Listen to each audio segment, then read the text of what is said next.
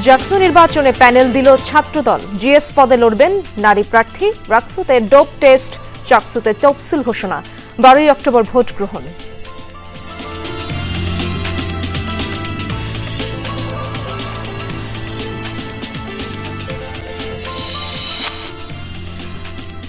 প্রকৌশল শিক্ষার্থীদের ওপর হামলার প্রতিবাদে কুয়েটে কমপ্লিট শাটডাউন। গায়েবানা জানাজা সহ অভিনব প্রতিবাদ। 3 দফা দাবিতে বিক্ষোভ।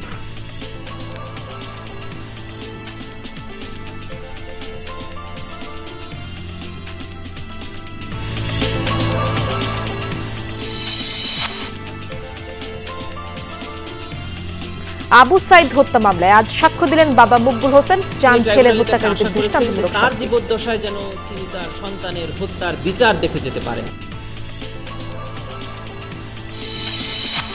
টাঙ্গাইলে অরক্ষিত রেল ক্রসিং এ প্রায় ঘটছে দুর্ঘটনা। যত্রতত্র রাস্তা নির্মাণকে দুষছে রেল কর্তৃপক্ষ। গেটম্যান দেওয়ার জন্য অবহিত করা হয় দাবি এলজিইডির।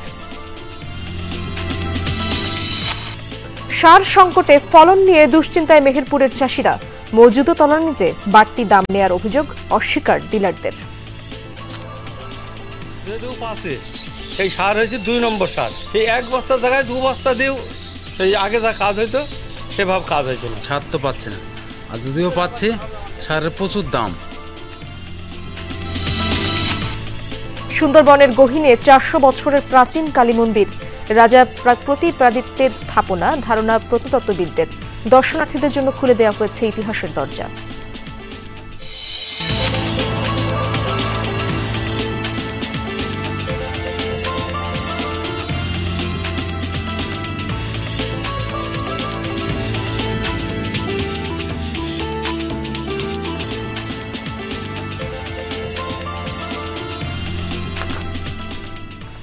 আমন্ত্রণ বিরতিহীন সংবাদ সারা দেশে। আপনাদের সঙ্গে আছি আমি ইশরাত জাহান।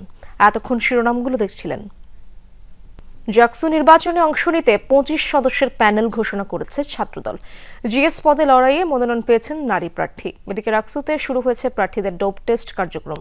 প্রথম বর্ষের শিক্ষার্থীদের ভোটার করতে ক্যাম্পাসে বিক্ষোভ মিছিল করেছে ছাত্রদল। ভোটের হাওয়া চট্টগ্রাম বিশ্ববিদ্যালয়েও। আজ ঘোষণা করা হয়েছে জাকসু নির্বাচনের তফসিল। জাহাঙ্গীরনগর বিশ্ববিদ্যালয় কেন্দ্রীয় শিক্ষার্থী সংসদ জাকসু নির্বাচনের প্যানেল ঘোষণা উপলক্ষে ক্যাম্পাসের 24 অদম্য চত্বরে সংবাদ সম্মেলন করে ছাত্রদল। ঘোষণা করা হয় 25 সদস্যের পূর্ণাঙ্গ প্যানেল। শান্তিপূর্ণ, শিক্ষার্থী বান্ধব ও সহাবস্থানের রাজনীতির চর্চা করে যাচ্ছে। ছাত্রদলের প্যানেলে ভিপি প্রার্থী শেখ সাদি হাসান, জিএস পদে লড়ছেন তানজিলা হোসাইন বৈশাখী, এজিএস পুরুষ পদে সাজ্জাদুল ইসলাম ও এজিএস নারী পদে প্রার্থী আঞ্জুমানারা ইকরা।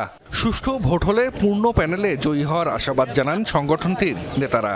ছাত্রদল অতীতেও ছাত্রদের সাথে ছিল, সাধারণ ছাত্রদের নিয়ে কাজ করছে, ভবিষ্যতেও সাধারণ ছাত্রছাত্রীদের নিয়ে কাজ করবে। আমার মধ্যে সবসময় যে শিক্ষার্থীদের জন্য কাজ করার একটা আগ্রহ ছিল, এখন সে সুযোগটা আমি পাচ্ছি এবং আমি আশাবাদী যে আমি শিক্ষার্থীদেরকে আমার পাশে পাবো। রাজশাহী বিশ্ববিদ্যালয় কেন্দ্রীয় ছাত্র সংসদ রাকসু নির্বাচনে 5ম দিনের মতো মনোনয়নপত্র বিতরণ করা হয়। শুরু হয়েছে প্রার্থীদের ডোপ টেস্ট কার্যক্রমও। প্রথম দিনে বিশ্ববিদ্যালয় মেডিকেল সেন্টারে 87 জনের নমুনা সংগ্রহ করা হয়। প্রথম বর্ষের শিক্ষার্থীদের ভোটার তালিকায় অন্তর্ভুক্ত করার দাবিতে ক্যাম্পাসে বিক্ষোভ মিছিল করে ছাত্রদল। প্রথম বর্ষের হাজার হাজার শিক্ষার্থীদের ভোটার অধিকার থেকে বঞ্চিত করে রাকসু থেকে দূরে রেখে আজকে যে নির্বাচনের ষড়যন্ত্র করছে এই ফকির নজরুল কমিশন, আমরা তার তীব্র নিন্দা ও প্রতিবাদ জানাচ্ছি। এদিকে প্রায় 3 যুগ পর চট্টগ্রাম বিশ্ববিদ্যালয় কেন্দ্রীয় ছাত্র সংসদ চাকসু নির্বাচনের তফসিল ঘোষণা করা হয়েছে। আগামী 14 সেপ্টেম্বর থেকে শুরু হবে মনোনয়নপত্র বিতরণ। ভোট হবে 12 অক্টোবর। আমরা সবার স্বতঃস্ফূর্ত অংশগ্রহণে একটি চমৎকার, সৌন্দর্যপূর্ণ, সুন্দর, স্বাভাবিক একটা নির্বাচনের প্রত্যাশা করি। নির্বাচন সুষ্ঠু করতে সব ধরনের ব্যবস্থা নেওয়ার আশ্বাস প্রশাসনের। জাহিদ হাসান, যমুনা নিউজ। বিশ্ববিদ্যালয়গুলোতে আসন্ন ছাত্র সংসদ নির্বাচনে সেনাবাহিনী মোতায়েনে কোনো নির্দেশনা দেয়নি সরকার। এই তথ্য জানিয়েছে আন্তঃবাহিনী জনসংযোগ পরিদপ্তর আইএসপিআর। দুপুরে আইএসপিআর এর পক্ষ থেকে সংবাদ বিজ্ঞপ্তি প্রকাশ করা হয়। এর আগে বাংলাদেশ সেনাবাহিনীর অফিসিয়াল ফেসবুক পেজে এই সংক্রান্ত স্ট্যাটাস দেওয়া হয়। বলা হয়, ছাত্র সংসদ নির্বাচনে সেনাবাহিনী মোতায়েন সংক্রান্ত সংবাদ বিভিন্ন গণমাধ্যম ও ফেসবুকে প্রচারিত হচ্ছে, যা সেনাবাহিনীর দৃষ্টিগোচর হয়েছে। জানানো হয়, ভবিষ্যতে এ ধরনের কোনো দায়িত্বে সেনাবাহিনীর সম্পৃক্ত হওয়ার সুযোগ নেই। বলা হয়, বাংলাদেশ সেনাবাহিনী মনে করে বিদ্যমান আইনশৃঙ্খলা রক্ষাকারী বাহিনীর প্রত্যক্ষ সহযোগিতা এবং বিশ্ববিদ্যালয় প্রশাসনের সার্বিক তত্ত্বাবধানে ছাত্র সংসদ নির্বাচন শান্তিপূর্ণ ও উৎসব মুখর পরিবেশে সম্পন্ন হবে। রাজধানীতে প্রকৌশল শিক্ষার্থীদের ওপর হামলার প্রতিবাদ এবং 3 দফা দাবিতে দেশের কয়েকটি প্রকৌশল বিশ্ববিদ্যালয়ে কমপ্লিট শাটডাউন কর্মসূচি পালন করা হয়েছে। গায়েবানা জানাজা পড়া সহ অভিনব প্রতিবাদ জানিয়েছে শিক্ষার্থীরা। দ্রুত চলমান সংকট সমাধানের তাগিদ ছাত্রছাত্রীদের।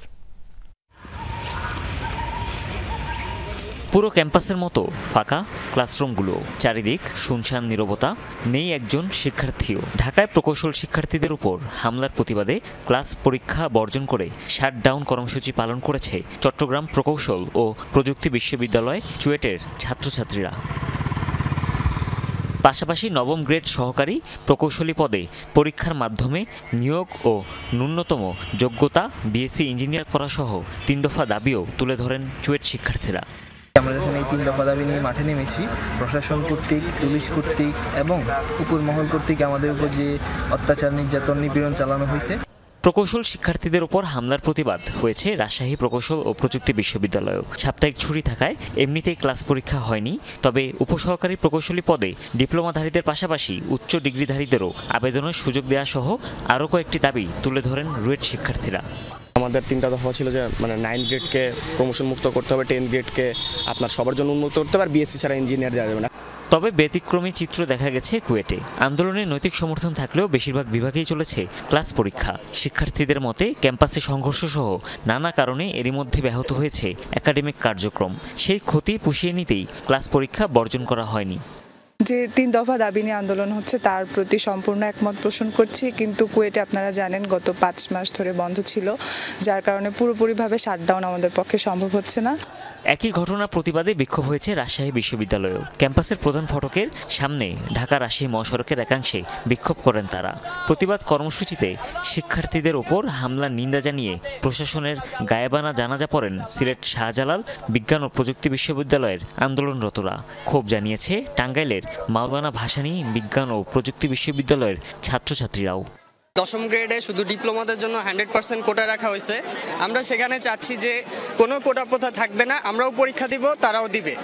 শুধু বিএসসি ইঞ্জিনিয়াররাই যেন প্রকৌশলী লিখতে পারে, সে পদক্ষেপ নেওয়ারও জোর তাগিদ উঠে আসে প্রতিবাদ কর্মসূচি থেকে।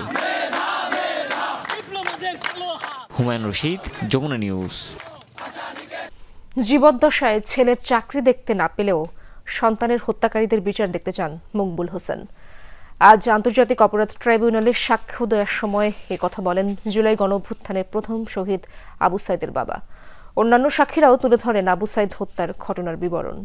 জড়িতদের সবার দৃষ্টান্তমূলক শাস্তি চান তারা। পুলিশের অস্ত্রের সামনে দুহাত প্রসারিত নির্ভীক আবু সাইদ হয়ে ওঠেন স্বৈরাচার বিরোধী কোটি মানুষের প্রেরণা। বেগম রোকেয়া বিশ্ববিদ্যালয়ের এই ছাত্র নিজে মৃত্যুকে আলিঙ্গন করলেও ঘুরিয়ে দেন জুলাই গণঅভ্যুত্থানের মোড়। 16 জুলাই বাবা মকবুল হোসেন যখন সন্তান নিহতের খবর পান তখন আকাশ ভেঙে পড়ে মাথায়। ট্রাইব্যুনালে দেওয়া সাক্ষ্যে তিনি বলেন, জীবদ্দশায় ছেলের চাকরি হয়েছে এমনটা দেখতে চেয়েছিলেন। সেই স্বপ্ন পূরণ না হওয়ায় জীবদ্দশায় দেখতে চান হত্যাকারীদের উপযুক্ত বিচার। ওনার আকাঙ্ক্ষা ছিল যে ওনার ছেলে চাকরি করবে, উনি এটা দেখে যাবেন, কিন্তু উনি এটা দেখতে পারেননি। এখন ওনার আকাঙ্ক্ষা হচ্ছে যে উনি ওনার ছেলের হত্যাকাণ্ডের বিচার দেখে যেতে চান। বাবার এই জবানবন্দির মধ্য দিয়ে শুরু হলো জুলাই গণঅভ্যুত্থানের প্রথম শহীদ আবু সাইদের হত্যা মামলার সাক্ষ্য গ্রহণ। ছেলে হত্যার সাথে জড়িত পুলিশ সদস্য সহ আওয়ামী লীগ ছাত্রলীগের চান দৃষ্টান্তমূলক শাস্তি। 2 ছেলে এবং জামাইকে লাশ আনতে পাঠিয়েছিলেন, লাশ 3টার পরে নিয়ে আসা হয়েছে। প্রথমে লাশ দিতে চায়নি, পরবর্তীতে লাশ আসার পরে প্রশাসন অর্থাৎ পুলিশ এবং ইউনো সহ অন্যান্যরা তাকে রাত্রেই দাফন করার জন্য চাপ সৃষ্টি করেছিল। এদিকে গুমের মামলায় সাবেক র্যাব কর্মকর্তা আলেপুদ্দিন ও মহিউদ্দিন ফারুকের বিরুদ্ধে 30 নভেম্বর তদন্ত প্রতিবেদন দাখিলের নির্দেশ দিয়েছেন ট্রাইব্যুনাল 2। র্যাব এবং পুলিশ কর্মকর্তা যাদের বিরুদ্ধে ইনফোর্সড ডিসঅ্যাপিয়ারেন্স অর্থাৎ গুমের অভিযোগের মামলার তদন্ত প্রতিবেদন জমা দেওয়ার জন্য দিন ধার্য ছিল। ইনভেস্টিগেশন এজেন্সির আবেদনের প্রেক্ষিতে প্রসিকিউশন 3 মাসের সময় আবেদন করেছিলেন। আগামী 30 নভেম্বর 2025 তারিখে এই দুটি মামলার তদন্ত প্রতিবেদন দাখিলের জন্য ট্রাইব্যুনাল দিন ধার্য করেছে। এছাড়া 4 আগস্ট রাজধানীর ফার্মগেটে গোলাম নাফিসকে হত্যা মামলায় এডিসি সচিন মল্লিককে কারাগারে পাঠানোর নির্দেশ দেন আন্তর্জাতিক অপরাধ ট্রাইব্যুনাল 1। মাইনুল মারুফ, যমুনা নিউজ, ঢাকা। রংপুরের তারাগঞ্জে ক্ষুব্ধ জনতার পিটুনিতে দলিত সম্প্রদায়ের 2 জন নিহতের ঘটনায় অন্যতম জড়িত একজনকে গ্রেপ্তার করেছে পুলিশ। তারাগঞ্জ থানার ওসি জানান, র্যাব 7-এর সাহায্যে বুধবার রাতে চট্টগ্রামের সীতাকুণ্ড থেকে মোহাম্মদ আলীকে গ্রেপ্তার করা হয়। পুলিশ আরও জানায়, এই ঘটনার বিভিন্ন ভিডিও ফুটেজ বিশ্লেষণ করে আলীকে শনাক্ত করেন তারা। নিশ্চিত হয়েছেন যারা পিটিয়ে 2 জনকে হত্যা করেছে তাদের মধ্যে অন্যতম প্রধান এই মোহাম্মদ আলী। তাকে জিজ্ঞাসাবাদের পর আদালতে তোলা হবে।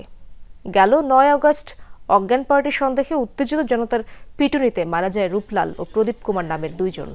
এই ঘটনায় অজ্ঞাত 500 জনকে আসামি করে মামলা করা হয়েছে। এখন পর্যন্ত গ্রেপ্তার করা হয়েছে 6 জনকে।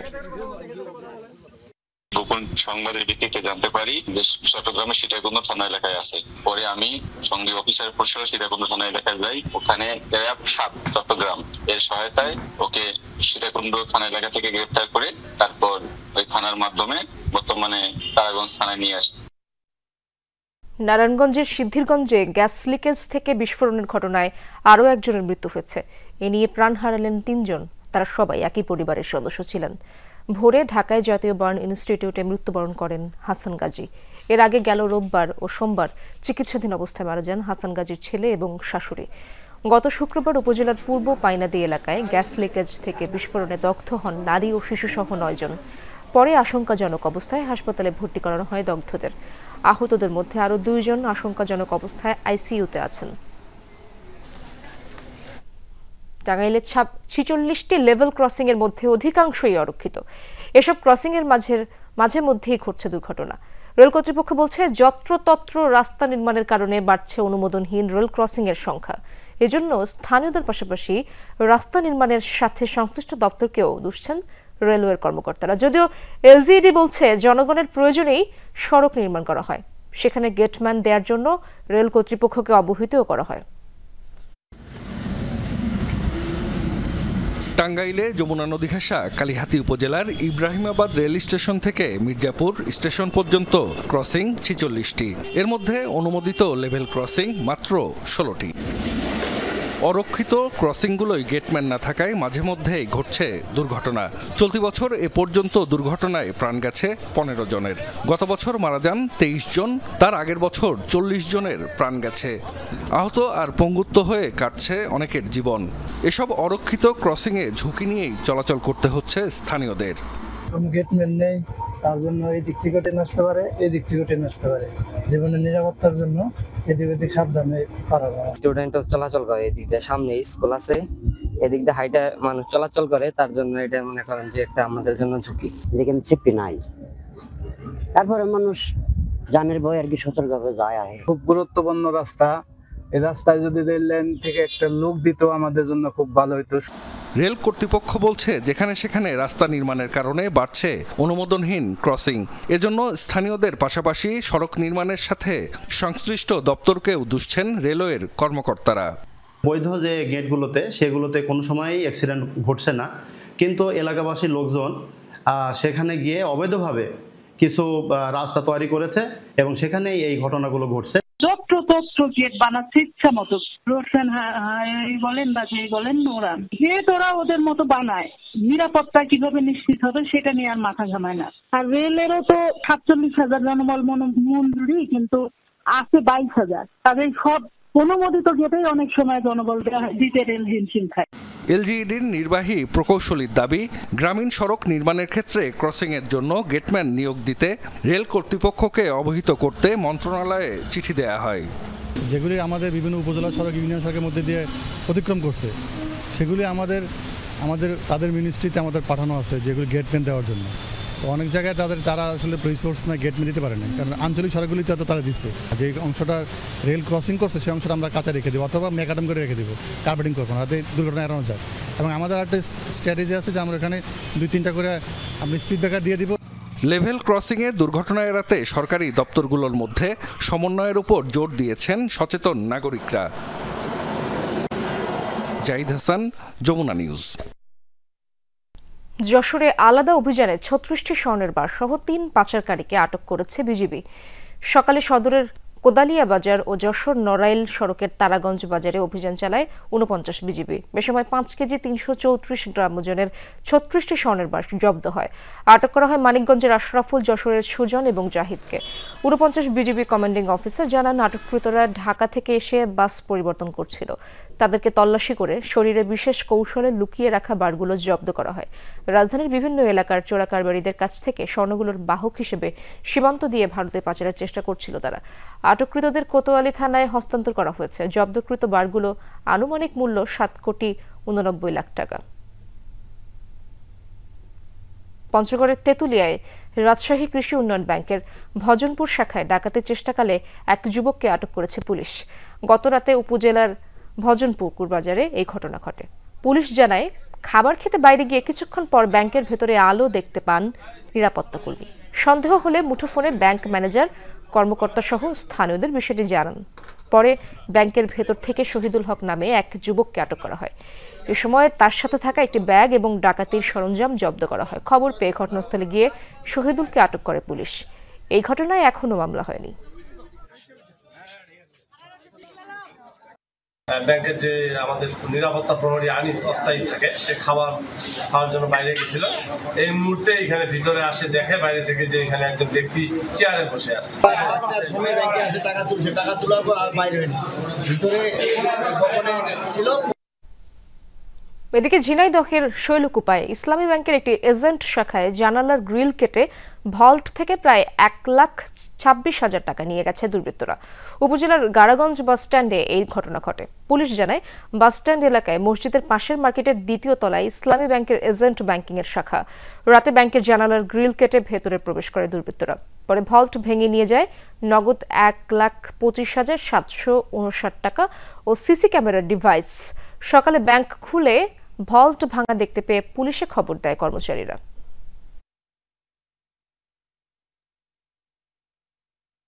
খানাখন্দে ভরপুর সড়ক, যা চলাচলের অনুপযোগী।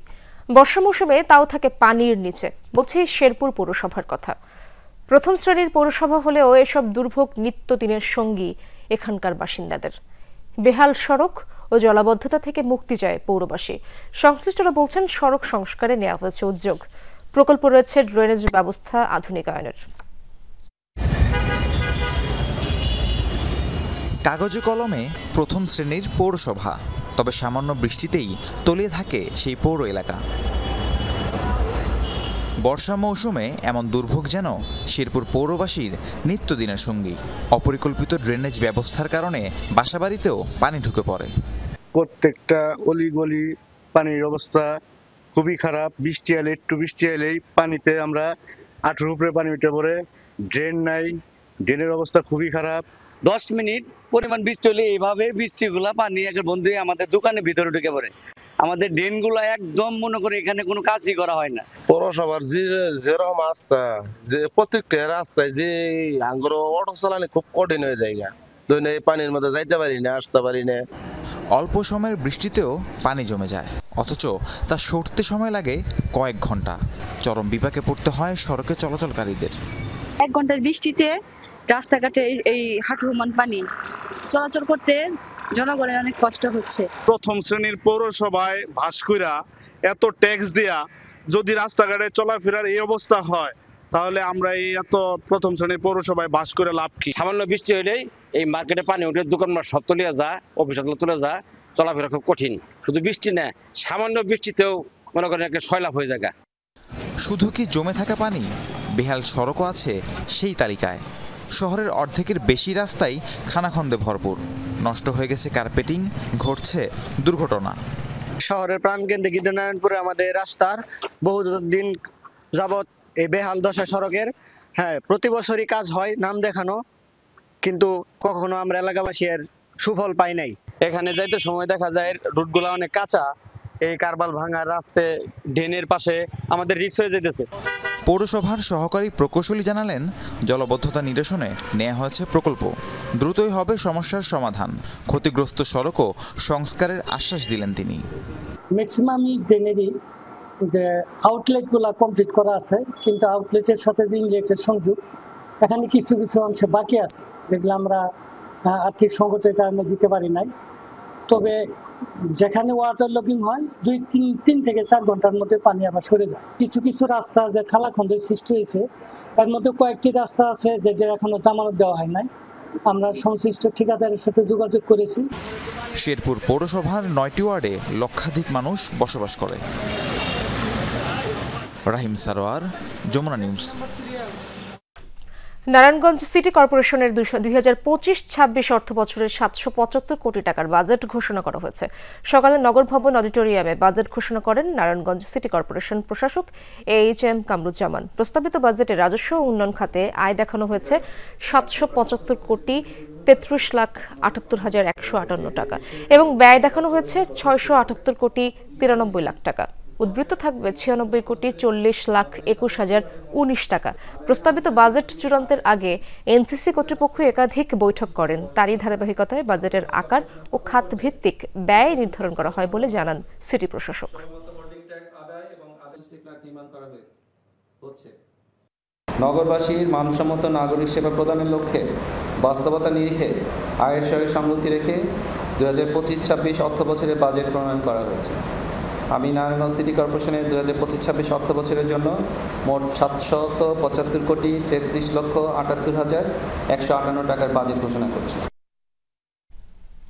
3 শিক্ষককে অপসারণ সহ 2 দফা দাবিতে একাডেমিক কার্যক্রম বন্ধ রেখে অবস্থান কর্মসূচি পালন করেছে বরিশাল নার্সিং কলেজের শিক্ষার্থীরা। দুপুরে প্রশাসনিক ভবনের সামনে জড়ো হয়ে বিক্ষোভ করেন তারা। এ সময় বিভিন্ন স্লোগান সহ 3 শিক্ষকের কুশপুতলিকা দাহ করা হয়। শিক্ষার্থীরা অভিযোগ করেন, গেল 6 মে তাদের আন্দোলনে বহিরাগতদের দিয়ে হামলা চালানো হয়, যেখানে কলেজের 3 শিক্ষকের মদত ছিল বলে অভিযোগ করেন আন্দোলনরতরা। হামলাকারী ও মদতদাতাদের বিরুদ্ধে দ্রুত ব্যবস্থা গ্রহণের দাবি জানান তারা। দাবি আদায় না হলে কঠোর কর্মসূচির হুঁশিয়ারি দেন নার্সিং কলেজের শিক্ষার্থীরা। আজকে আমরা এখানে দাঁড়িয়েছি আমাদের 3 শিক্ষকের বিরুদ্ধে, যারা আমাদের ভাইদের গায়ে হাত তুলছিল, তাদের বয়কট করার জন্য। চলমান আন্দোলনের কন্ডিশন সম্পর্কে মন্ত্রণালয় পর্যন্ত জানানো হয়েছে, কিন্তু মন্ত্রণালয় থেকে এখন পর্যন্ত কোনো ফলাফল বা রেজাল্ট আসেনি। হিলি স্থলবন্দরে ভারত থেকে রেকর্ড পরিমাণ চাল আমদানি হয়েছে। বুধবার একদিনেই আমদানি হয় 5,650 মেট্রিক টন চাল।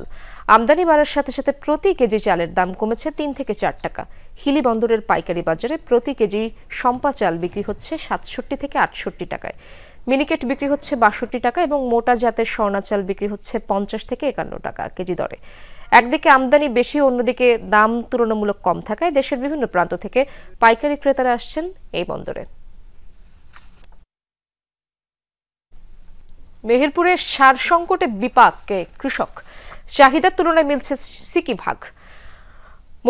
মজুদও তলানিতে রয়েছে। কৃষকের অভিযোগ, সার কিনতে হচ্ছে বাড়তি দামে, যদিও অভিযোগ অস্বীকার করছেন ডিলাররা। সংকট নিরসনের আশ্বাস দিয়েছেন কৃষি কর্মকর্তারা। মেহেরপুর সদর উপজেলার বামনপাড়া মাঠ, জমি তৈরি করছেন কৃষকরা। তবে সার সংকট দেখা দেয়ায় ফলন নিয়ে শঙ্কায় তারা। এবার টিএসপি সারের সংকটই সবচেয়ে বেশি। ফসফেট লাগবে, ইউরিয়া লাগবে, পটাশ লাগবে, সার তো পাওয়া যাচ্ছে না। এখন সার পাওয়া যাচ্ছে না বিধায় আমাদের আবাদও সেবা হচ্ছে না। যদিও পাশে এই সার হয়েছে 2 নম্বর সার, এমনি কম প্লেস আছে, সেই 1 বস্তার জায়গায় 2 বস্তা দিয়েও সেই আগে যা কাজ হইতো সেভাবে কাজ হয়েছে না। খুচরা কিনতে গাড়ি বলবে 28 টাকা কেজি, তাও দেওয়া যাবে না। 28 টাকা কেজি দেওয়া যাবে না, 30 টাকা নেবো, এরকম যদি বলে তাহলে সার কিনা যায়। কৃষকদের অভিযোগ, ডিলারদের কাছ থেকে পর্যাপ্ত সার পাচ্ছেন না তারা। নন ডিলারদের কাছ থেকে কিনতে হচ্ছে বেশি দাম দিয়ে। জমিতে প্রয়োজনীয় সারের সিকি ভাগও প্রয়োগ করতে পারছেন না। 11 বিঘা কলা, একটা আইডি কার্ড নিয়ে গেলে 1 বস্তা সার দিচ্ছে। তো 1 বস্তা সার 11 বিঘিতে সেই হোমিওপ্যাথি ওষুধ দেওয়ার মতন করে দিতে হয়েছে। 20,000 খরচ করতে হবে, 25,000 খরচ করতে হবে, আমাদের 1 লাখ টাকা লাভ হয়। এই টাকা তো আমাদের হয়েছে না, সার নেই। জমিতে চাষ করি, কপি লাগাবো, কপিতে লাগাবো তো সার দিতে হবে, সার তো পাচ্ছে না, আর যদিও পাচ্ছে সারের প্রচুর দাম। জেলার ৩ উপজেলা মিলে ৯৬ জন সার ডিলার রয়েছেন। তারা বলছেন বরাদ্দ চাওয়া সারের ১/৩ পাচ্ছেন তারা, তবে বেশি দামে বিক্রি হচ্ছে না বলে দাবি তাদের। যে চাহিদাটা দেয় সেই চাহিদা ৩ ভাগের মধ্যে 1 ভাগ আমাদের দেয় আর 2 ভাগ আমাদের দেয় না। ডিলাররা যারা সার আনে এদের পক্ষে কখনোই বেশি দামে বিক্রি করা সম্ভব না। এটা যদি এই ধরনের কিছু হয়, গ্রামে গঞ্জে যেসব নন ডিলার আছে তারা বিভিন্ন এলাকায় থেকে সংগ্রহ করে বাকিতে ব্যবসা করে। জেলায় চাহিদার তুলনায় মজুদ সারের পরিমাণ খুবই কম। কৃষি কর্মকর্তা বলছেন ডিলাররা টাকা জমা দিলেও সার সরবরাহ করতে পারেনি কর্তৃপক্ষ, তবে সংকট নিরসনের চেষ্টা চলছে। জুলাই মাসের যে পরিমাণ সারের বরাদ্দ আমাদের ছিল তার একটা বড় অংশ ছিল হলো বিসিআইসি থেকে দেওয়া, যেটা আমাদের যশোর থেকে দিয়ে থাকে। এই সারটা আমাদের সব ডিলারই টাকা জমা দিয়েছেন যথানিয়মে মাসের প্রথম দিকেই, কিন্তু ওই গোডাউন থেকে সরবরাহটা আমাদের চাহিদা মতো দিতে পারছে না। যার যখন প্রয়োজন, হয়তো যার লাগবে কালকে উনি যেন আজকে সার কেনেন, কোনো অক্সিজেন 10 দিন বা 15 দিন আগে যেন কেউ সার কিনে সংরক্ষণ না করেন। আপাতত জমিতে অতিরিক্ত সার প্রয়োগ না করার পরামর্শ দিচ্ছেন কৃষি সংশ্লিষ্টরা। সাবরিনা লিজা, যমুনা নিউজ। প্রাণ পটাটা চিপস নাকি বিস্কিট? এটা কি? এটা বাছাই করা আলু আর স্পাইসি সিজনিং এ প্রাণ পটাটা চিপস নাকি বিস্কিট, খেয়ে বোঝে নাও। সুন্দরবনের গহীনে শিবসা নদীর ধারে রয়েছে 400 বছরের পুরনো এক কালী মন্দির। প্রত্নতত্ত্ববিদদের ধারণা 16 শতকের শেষ দিকে 12 ভূঁইয়াদের অন্যতম রাজা প্রতাপাদিত্য এই মন্দিরটি স্থাপন করেন। প্রাচীন এই নিদর্শন ঘিরে রয়েছে কত শত ঘটনা ইতিবৃত্ত। এতদিন লোকচক্ষুর আড়ালেই ছিল সেই স্থাপনা, তবে বর্তমানে এখানে ইকো ট্যুরিজম সেন্টার করে দর্শনার্থীদের জন্য খুলে দেওয়া হয়েছে ইতিহাসের সেই দরজা। চারদিকে ঘন গাছের সারি, তারই মাঝে মাথা উঁচু করে দাঁড়িয়ে এক কালী মন্দির। শিবসা নদীর ধারে সুন্দরবনের গহীনে দেখা মেলে প্রাচীন এই উপাসনালয়ের। কালের বিবর্তনে ফিকে হয়েছে জৌলুস, মন্দিরের ডোম আর বিভিন্ন অংশ থেকে খসে পড়েছে ইট। বড় বড় গাছের শেকড় ডালপালা ক্ষতিগ্রস্ত করেছে ভবনের দেয়াল। ঘন জঙ্গলে রোদের আলো ঠিকঠাক পৌঁছায় না, তাই বিভিন্ন স্থান শ্যাওলায় স্যাঁতসেঁতে। স্থাপত্যের কাঠামো আর শিল্পশৈলী সাক্ষ্য দেয় প্রায় 400 বছরের ইতিহাসের। প্রত্নতত্ত্ববিদদের মতে 12 ভূঁইয়ার অন্যতম যশোরের রাজা প্রতাপাদিত্য গুহরাই 16 শতকের শেষে এই কালী মন্দির স্থাপন করেন। লোককথায় জানা যায় শিবসা নদীর ধারেই ছিল জমিদারের দুর্গ। এই নদী দিয়েই ব্যবসা আর অর্থনীতি নিয়ন্ত্রণ করতেন তিনি। মোগলদের সাথে বিবাদ আর জলদস্যুদের কারণে রাজপ্রাসাদ ঝুঁকিতে পড়লেই নিরাপদ আশ্রয় ছিল বনাঞ্চলে ঘেরা এই দুর্গ। তাই দুর্গের ভিতর সৈন্য, প্রজা আর রাজশক্তি রক্ষায় কালী পূজা দিতেন এই জমিদার। নদী ভাঙ্গনে অনেকটা বিলীন হলেও মোটা ইটের দেয়াল আর ধ্বংসাবশেষ এখনো জানান দেয় সেই দুর্গের অস্তিত্ব। সে আত্মরক্ষার জন্য ওখানে অবস্থান নিয়েছিলেন এবং যেহেতু ওখানে থাকতেন সেহেতু মন্দির, তারপরে আসা যাওয়ার জন্য ল্যান্ডিং প্লেস ইত্যাদি উনি তৈরি করেছেন। মন্দিরটির দক্ষিণ ও পশ্চিমে রয়েছে দুটি প্রবেশদ্বার। ছাদটি 4 চালা রীতিতে এক গম্বুজে নির্মিত, উচ্চতা 26 ফুট। বাইরের দেয়ালে পোড়ামাটির অলঙ্কৃত ইট দিয়ে তুলে ধরা হয় বিভিন্ন নকশা। স্থাপনা তৈরি করা হয় নদী পাড়ের বালু, ইট আর শামুকের চুন দিয়েই। 2023 সালে সর্বশেষ মন্দিরটি সংস্কারের পর এখানে ইকো ট্যুরিজম সেন্টার গড়ে তোলে বন বিভাগ। সুন্দরবনের গহীনে হওয়ায় এটা আপনার দীর্ঘদিন আপনার লোকচক্ষুর অন্তরালে ছিল। সুন্দরবনের পরিবেশ বান্ধব পর্যটন ইকো ট্যুরিজম কেন্দ্র হিসাবে আমরা গড়ে তুলতে সক্ষম হয়েছি। সতীশ চন্দ্র মিত্র সহ অনেক ইতিহাসবিদের বইয়েই উল্লেখ আছে শেখেরটেক কালী মন্দিরের। প্রাচীন এই নিদর্শনই প্রমাণ করে 4 শতক আগেও সুন্দরবনের সাথে কতটা গভীর সম্পর্ক ছিল মানুষের। শেখ আল এহসান, যমুনা নিউজ, খুলনা।